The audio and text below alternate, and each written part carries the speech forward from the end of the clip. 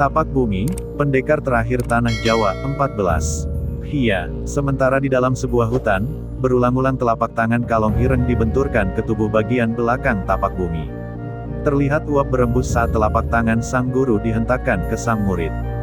Uap itu melayang dan menghilang terbawa angin. Tubuh tapak bumi sendiri berulang kali bergoyang seperti terombang-ambing. Saat hembusan angin datang, tubuh dan kepala tapak bumi seperti terdorong ke depan. Keringat mengucur dan telah membasahi tubuh Kalong Ireng. Demikian juga dengan tapak bumi. Hanya saja, tubuh Kalong Ireng sekarang berubah menjadi kurus. Pipinya terlihat lebih cekung. Tangan yang terulur menyalurkan ajian-ajian berupa tenaga dalam ke tapak bumi berubah menjadi ceking. Kalong Ireng menjadi terlihat sangat tua dan renta. Hia, Kalong Ireng berteriak lagi di saat terakhir ia menyalurkan energi yang memiliki kekuatan dari ajian-ajian yang ia miliki. Lalu, tubuh ringkihnya mulai membungkuk dan akhirnya ia tergeletak di saat semua aliran energi yang dipindahkan itu perlahan menghilang. Ruuk, tubuh Kalong Ireng jatuh terempas ke samping. Dari sela mulut Kalong Ireng yang menganga mengalir darah segar. Dari kedua lubang hidung juga mengalir darah. Kalong Ireng bertahan untuk tetap sadar. Mata tetap terbuka tapi sepertinya ia sedang berjuang mempertahankan nyawa sedikit lagi saja. Tidak kuat, Kalong Ireng memejamkan mata dan terdiam. Hanya dada yang naik turun menandakan ia masih hidup. Tapak bumi yang masih di bawah kesadaran tidak menyadari itu. Tubuhnya yang masih dikuasai oleh energi-energi baru, masih bergelut dalam penyesuaian.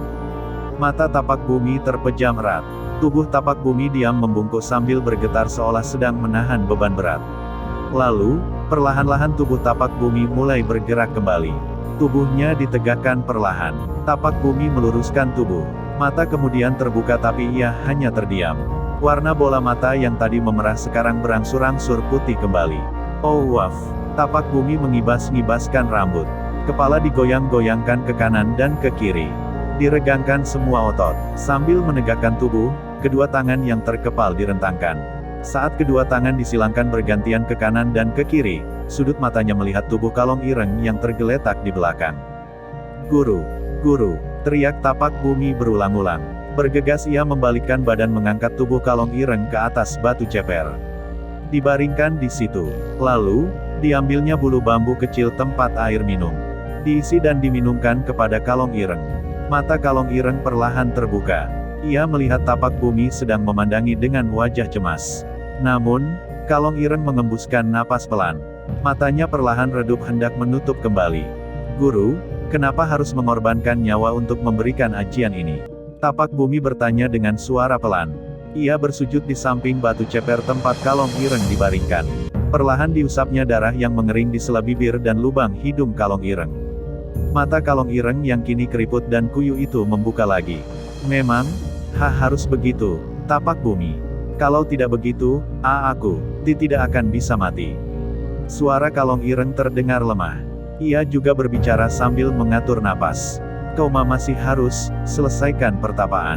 Kalau tidak, semua ini sia-sia, kata Kalong Ireng kemudian.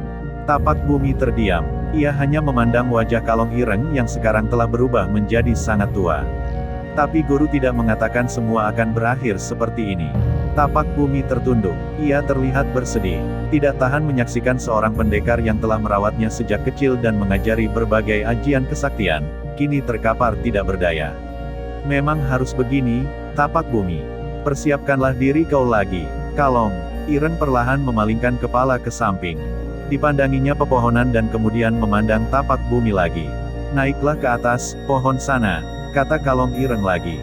Bola matanya bergerak ke samping, melirik ke atas pohon di mana ia sering bergelantungan dengan kepala di bawah. Di situ, kau harus bertapa. Itu pertapaan kau, yang pertama. Tangan Kalong Ireng menunjuk ke tempat di mana ia biasa berada. Pandangan tapak bumi mengikuti kemana arah dimaksudkan. Kepala kau, ke bawah. Kaki kau, ke atas. Kayak aku, biasanya, kata Kalong Ireng lagi. Matanya memejam. Embusan napas panjang keluar dari hidung Kalong Ireng.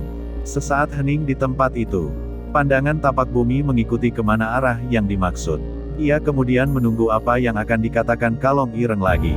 Lebih kurang, selama 30 malam. Kata-kata Kalong Ireng terputus. Matanya perlahan membuka, menatap tapak bumi. Setelah melihat ke arah yang ditunjuk, Tapak Bumi kembali merundukkan kepala. Nanti, akan ada tandanya, kau harus berhenti bertapa, kata Kalong Ireng melanjutkan.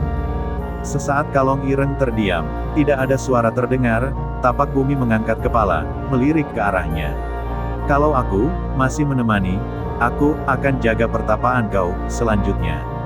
Kata-kata Kalong Ireng terus diucapkan dengan terbata-bata.